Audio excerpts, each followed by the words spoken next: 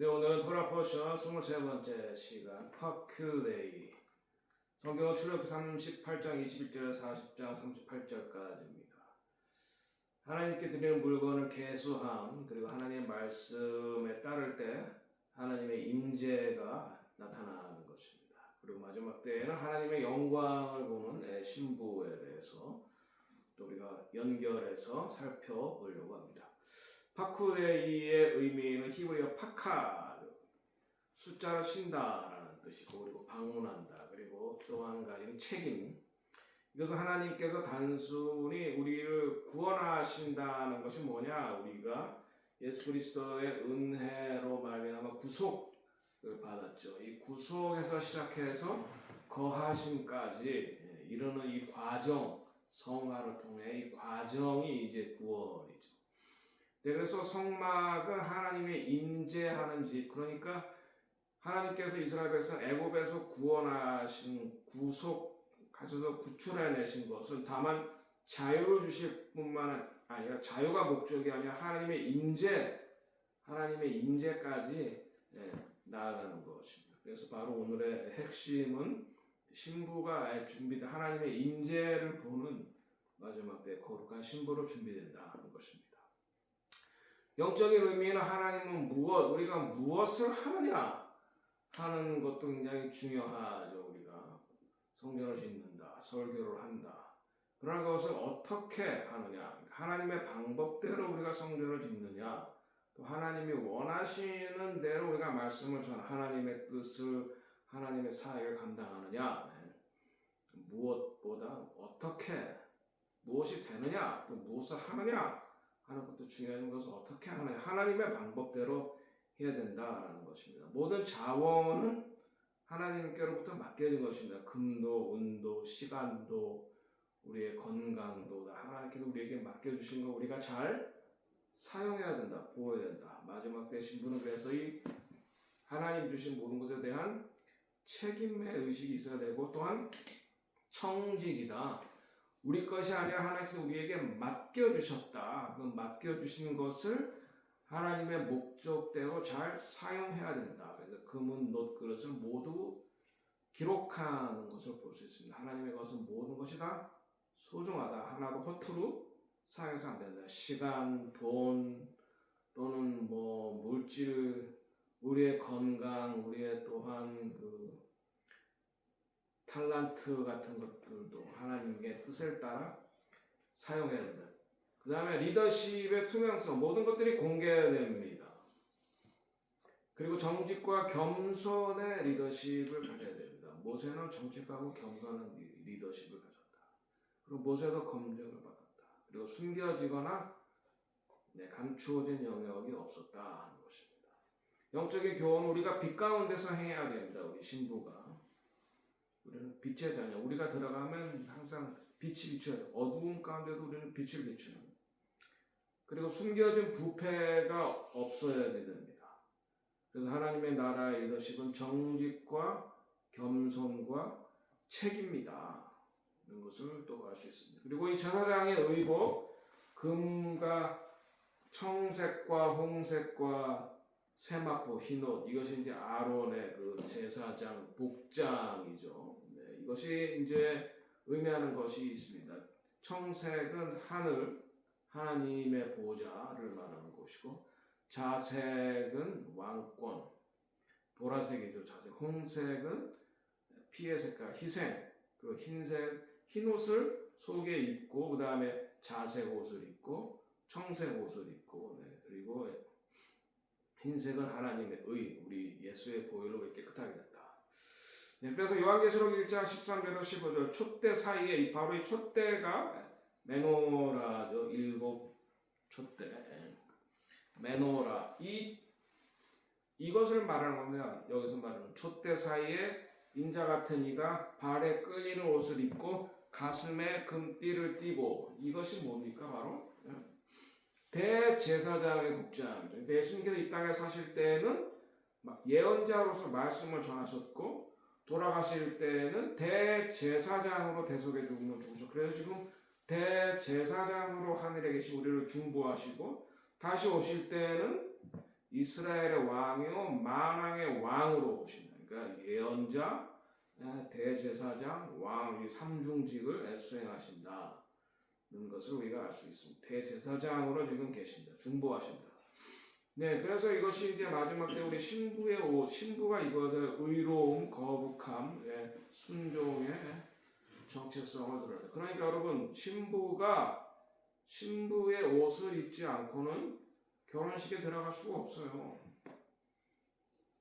여러분의 의복을 여러분들이 잘 보호해야 됩니다. 뺏길 수가 있어요. 사탄이 뺏어갈 수가 있어요. 그리고 바로 이것이 사명과 우리의 정체성입니다. 그래서 하나님의 질서대로 하나님께서 가르쳐주신 방법대로 하나님께서 명령하신 대로 이렇게 지었다. 모세가 하나님께서 명령하신 대로 이렇게 만들었다. 하나님께서 명령하신 대로 우리가 사역을 해야 되고 하나님께서 명령하신 대로 우리가 하나님의 일을 해야지 됩니다. 그래야 하나님의 영광이 나중에 임한다.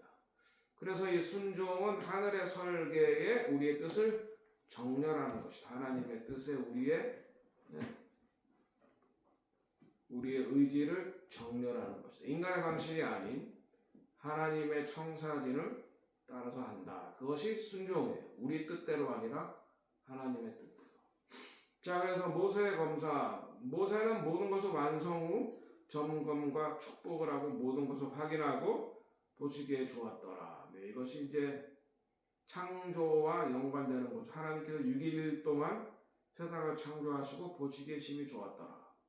또 이 모세도 성막을 다 짓고 하나님의 뜻대로 됐는지 다 본 다음에 보시기에 참 좋았더라. 하나님은 세상을 창조하시고 이스라엘은 하나님의 뜻대로 성막을 건축하는데 그 성막의 건축의 목적은 하나님의 임재.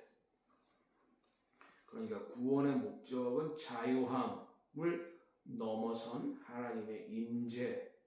여기에 목적이 있다라고 하는 것입니다.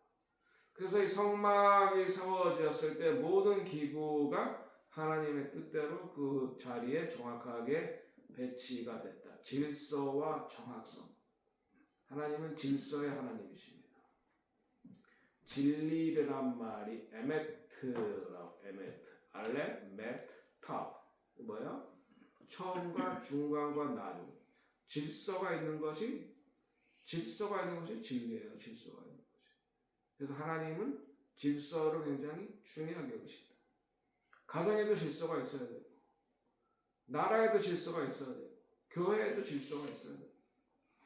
그랬을 때 영광이 임재하는데 구름이 바로 이 하나님의 영광을 상징하는 구름이 있다. 그러면 신적 신비 그리고 하나님의 영광이 충만한 것을 이제 구름이 임재하는 것을 볼 수 있어요. 그래서 이제 이것이 이제 성막을 이제 하나님의 뜻대로 다 지었을 때 하나님의 영광의 구름이 임재한다. 이스라엘 백성이 광야를 통과할 때 40년 동안 낮에는 구름 기둥으로 낮에는 해가 찌기 때문에 굉장히 덥습니다. 네, 광야가 나무가 없기 때문에. 네, 그래서 광야에서 한여름에는 40도를 넘죠. 그러나 또 해가 지면 또 굉장히 춥습니다. 0도 이하로 막 떨어져요. 그래서 하나님께서 그걸 아시고 밤에는 불기둥으로 뜨뜻하게 구하시고 낮에는 구름 기둥으로 구하셨다. 바로 이제 이 구름이 하나님의 임재, 영광을 상징한다. 모세가 하나님의 뜻대로 성막을 지었을 때 하나님의 임재가 있었다. 그래서 히브리 개념에서 영광은 카봇, 하나님의 목에 있는 임재, 그리고 아난이라고 하는 것이 구름, 하나님의 신비의 임재가 있다. 네, 그래서 모세도 그 회막에 들어가지 못할 정도로 하나님의 임재가 있었다. 나중에 솔로몬이 하나님의 식양대로 하나님께서 명하신 대로 성전을 짓자 그 성전에도 하나님 영광의 임재가 너무 구름이 가득해서 대제사장도 들어가지 못했다. 우리 마지막 때에 지어질 그 기도의 집에도 바로 이와 같은 하나님의 임재가 있는 것을 우리가 상상을 해보면 하나님의 임재가 가득하다. 바로 하나님께서 그런 기도의 집을 마지막 때 짓기 위해서 우리를 준비하고 계신다.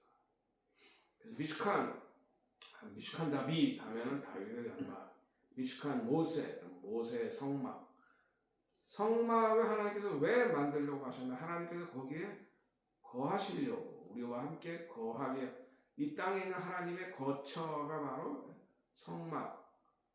성전입니다. 하나님 우리를 방문하기 위한 손님이 아니라 우리와 영원히 함께 하시니, 그래서 바로 그것이 우리가 천년왕국을 지나서 새 예루살렘이 바로 이 성막에 있는 홀리 오브 홀리, 지성소 모양으로 장방형이 되어 있는데, 바로 거기에서 우리가 영원히 거한다는 것이죠. 구름의 인도. 그래서 하나님께서 움직여라 할 때 움직이고, 구름이 멈추면 쓰는 거예요, 이스라엘 백성들이. 또 이제 구름으로 이제 인도를 받는다. 그 다음에 불, 애쉬의 임재.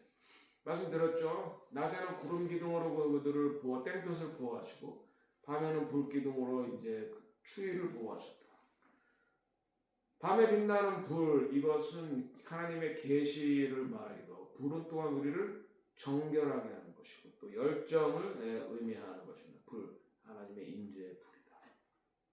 그리고 이와 같은 보이는 영광이 모든 이스라엘 백성에게 현실되었을 때, 우리가 하나님의 뜻대로 했을 때 하나님의 영광이 우리 가운데 임재하시는구나 라고 하는 것을 다 이제 알게 되었다라고 하는 것. 이것이 이제 마지막 때 신부의 패턴에서도 아주 중요하게, 신부도 하나님의 말씀에 순종하고 또 사역을 완성했을 때 하나님께서 채워주시고, 또 우리가 완전히 하나님 앞에 totally surrender 할 때 100% 굴복했을 때 하나님의 인도하심이 있다는 것을 우리가 알아야 된다.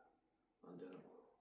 자, 그래서 이제 우리의 그 최종 고울은, 하나님의 나라의 최종 고울은 천당이 아니라, 예수 천당이 아니라 예수 믿고 밀레니엄 왕국, 천년 왕국을 지나서 새 예루살렘에 들어가는 것입니다. 근데 이 새 예루살렘에는 12문이 진주로 되어 있어요.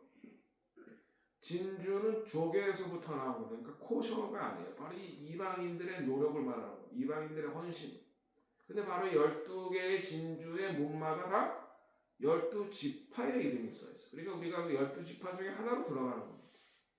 그러니까 천년왕국에는 유대인과 이방인의 구별이 없고, 우리 이방인이 12지파의 한 지파로 접붙임을 받는 거예요. 저는 레위 지파로 소속이 됩니다. 밀레니엄 킹덤에서. 여러분은 어느 지파에 소속이 됩니까? 그걸 지금 알아야죠. 주님께 물어보시기 바랍니다. 그러면 우리가 이제 천년왕국에서 12지파의 하나로 소속이 되는 것입니다. 그리고 새 예루살렘에 들어갈 때는 12개의 문 중에 하나로 들어가는 것이지, 한국문 또는 미국문 따로 없습니다. 이방인의 문, 유대인의 문 따로 없습니다. 12지파의 문만 있다. 그러니까 우리가 12지파에 접붙임 받는다. 바로 이것을 로마서 11장의 이방인의 구원의 방법을 사도 바울이 설명한 것입니다. 그리고 이 새 예루살렘의 12기초석, 바로 이제 이 그 대제사장의 그 12보석을 가리키는 거죠. 12기초석은 바로 12제자들, 가룟 유다 대신에 사도 바울이 들어가겠죠. 12제자가 바로 12사도가 이 새 예루살렘의 기초석이 됐다. 그리고 12문이 이스라엘 12지파가 다 유대인들이죠. 12제자도 유대인들이고 12문도 유대인들이죠.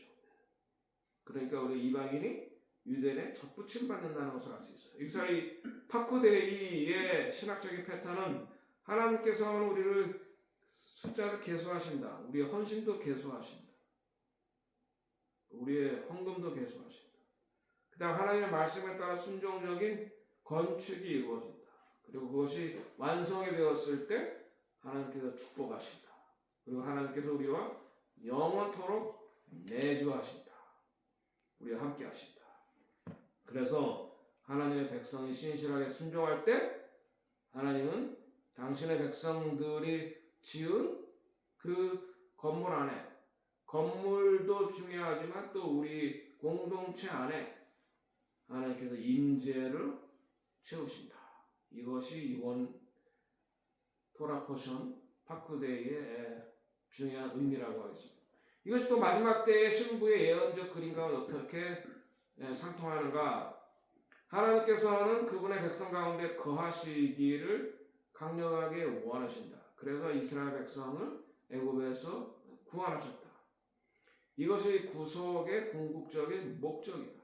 자유가 목적이 아니라 하나님의 우리와 함께 하시기 원하시는 것이 궁극적인 목적입니다.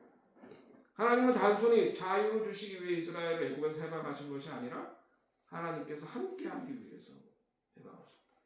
그래서 그분의 임재 안에 살기를 원하셨다.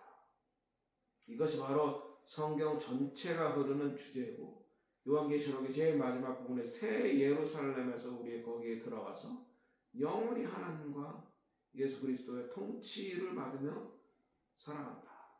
그래서 하나님은 자신의 거처가 될 백성을 갈망하십니다. 마지막 때의 신부는 이 비전의 성취를 나타냅니다. 그녀는 살아있는 성전이고 영적인 집이고 하나님의 영광으로 가득 찬 공동체가 됩니다. 여기서 지금 한국 사회에 가장 중요하게 논쟁되는 이슈 중에 하나. 예수가 왕이다. 우리는 그분의 통치를 받는다. 이것은 정치적인 메시지예요. 교회가 비정치가 있을 수가 없어요. 예수님은 이스라엘의 왕으로 주장했다라는 제목으로 들어와서 정치범이에요. 로마에 대항하는 정치범. 그런데 교회가 정치가 없다? No, 그럴 수가 없어요. 우리는 예수를 왕으로 모시고 예수의 말씀을 따른다. 그래서 대통령이라도 어느 나라라도 하나님의 말씀에 위배될 때는 그것은 하나님의 말씀에 위배된다 라고 말을 해야지 되는 거예요. 그러니까 정치가 교회에 간섭하지 말아야 되는 거죠. 그거 정교 분리지. 교회는 정치가와 정치에 대해서 말을 해야 되는 것입니다. 그것은 시작부터 하나님의 나라의 복음으로 시작한 예수의 복음의 핵심 가치예요. 교회는 비정치가 아닙니다. 예수가 왕이시다. 이 말 자체가 정치적인 메시지예요. 그러니까 교회는 정치가 교회에 간섭하면 안 되지만 교회는 정치에 간섭을 해야 됩니다. 말씀대로 해라. 지금 이재명 정권은 하나님의 말씀대로 하지 않고 하나님의 말씀을 증거하는 자들을 억압하고 있습니다. 이것이 바로 정교 분리에 위배되는 것입니다. 영국에서 청교도들이 나올 때 영국의 국교가 성공이었어요. 국교가 교회에 이래라 저래라 하는 걸 간섭받기 싫어서 나온 사람들이에요. 그러니까 정치와 교회가 결탁해서 예배를 이렇게 드리라 저렇게 드리라 하는 것은 싫어서 정치로부터 자유롭기 위해서 나온 사람들이 청교도예요. 그러니까 뭐예요?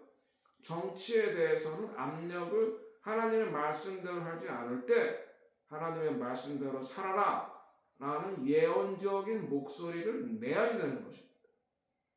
한국교회 정교 분리의 원칙이 잘못 이해됐기 때문에 교회가 정치에 간섭하지 않은 것으로 잘못 이해됐기 때문에 거기에 대해서 말씀을 드린 것입니다. 교회는 살아야 하나님의 성전, 이 땅에서 하나님의 나라의 법을 보여주어야 돼. 그것을 외쳐야 됩니다. 그러니까 독재 정권에서는 독재 정권에 저항하는 것으로 나타납니다. 교회. 그러나 독재 정권 말고도 민주적인 정권에서도 정치가 대통령이라도 하나님의 말씀에 어긋난 짓을 했을 때에는 그것은 하나님의 말씀에 어긋난다라고 말을 해야 되는 것입니다. 그래서 자유민주주의 사회는 언론의 자유가 있어야 돼요. 근데 지금 한국은 이 언론의 자유를 통제하는 것으로, 교회를 입막는 것으로, 목사들의 입을 막는 것으로 잘못 권력을 사용하고 있습니다. 여기에 대해서 우리는 하나님의 말씀을 따라 모세처럼 하나님의 말씀을 따라 성막을 짓고 또 세상에서도 하나님의 말씀을 따라 살아가야 된다. 네, 그래서 결단의 질문, 나는 하나님의 임재를 따르는가? 나는 하나님의 식양과 법도에 따라 정렬되어 있는가? 내 안에 가로막고 있는 것은 무엇인가? 나는 누구의 인도를 따르고 있는가?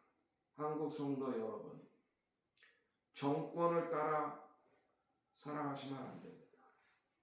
하나님의 말씀에 따라, 하나님의 인도를 따라, 이재명이 아니라 그 누구라도 하나님의 말씀에 벗어난 법을 만들거나 벗어난 행동을 할 때는 그것은 아니요. 우리의 왕은 하나님이요. 우리는 하나님의 법도를 따릅니다. 라고 말씀을 하셔야 됩니다. 그것이 하나님을 따르는 자들의 올바른 삶인 것입니다. 기도하겠습니다. 하나님 아버지, 모세가 하나님의 법을 따라